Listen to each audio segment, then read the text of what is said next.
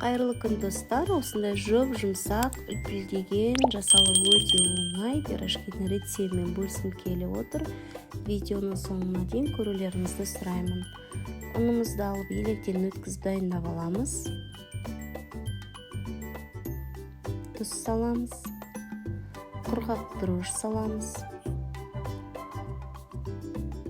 Және қамыр қопсытқыш саламыз. Кішкене болса араластырамыз. Жылы сумен қамырымызды жақсылап илейміз. Жұмсақ қылып илейміз.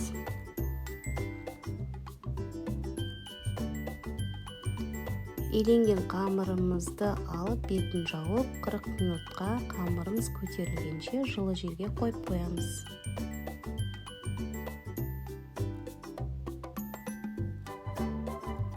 Енді ішіне салатын салмамызды дайындаймыз. Мен алдын ала картошканы тұз салып қайнатып дайындап алдым. Енді осындай пиязымызды майға қуырып аламыз. Пиязымызды саламыз, онан кейін қара бұрыш саламыз.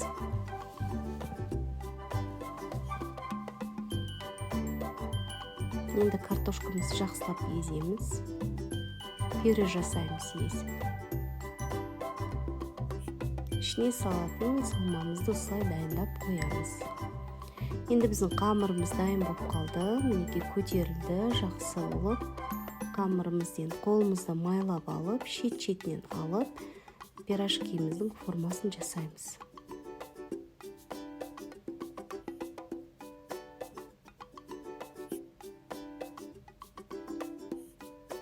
Кішкенеден үзіп алып, осылай қойып шығамыз.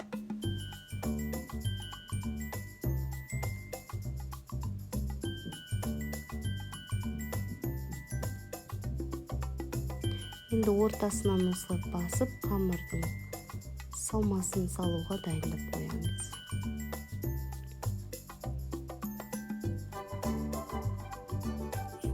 Енді картошкамызды саламыз ортасына.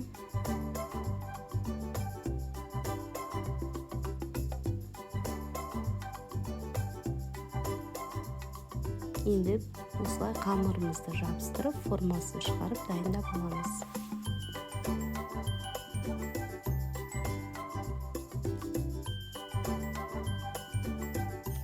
Енді майымызды қыздырып қоямыз. Қызған майға осындай қамырдың шет-шеттерін басып, пирожкидің формасының қызып тұрған майға салып қуырып аламыз. Астында отын баяулатамыз.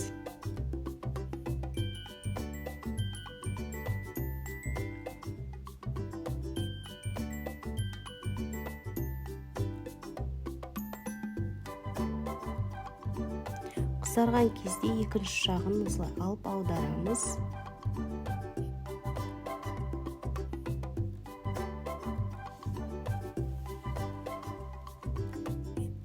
Майын осылай сорғытып, ыдысымызға саламыз бізге пирожкиді. Мінекей пирожкиміз дайын болды. Өте жұмсақ, дәмді. Жасалу өте оңай, қолжетімді ингредиенттерден жасалады. Достар, міндетті түрде жасап көрсеңіздер болады. Сіздерге ұнайды деген ойдамын. Сіздермен болған мен Жанар. Каналыма тіркеліп лайк басып комментарий қалдыруды ұмытпаңыздар. Барлықтарыңызға ас болсын.